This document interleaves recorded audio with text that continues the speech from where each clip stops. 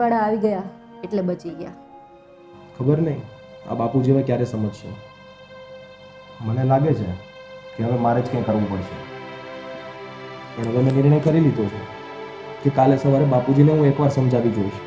અને જો આપણી વાત નહીં માને ને તો બાને લઈ અને આપણે લોકો અલગ રહેવા જતા રહીએ. પછી ભલે રાવણ એની લંકામાં એકલા રાજ કરે. સાચું કહું ને કિશન, આખો દિવસ અશાંતિ જેવું લાગ્યા કરે છે.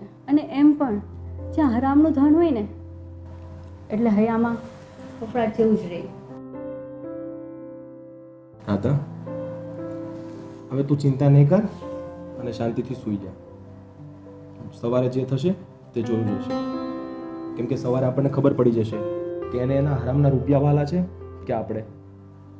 સૂઈ જા તું શાંતિથી.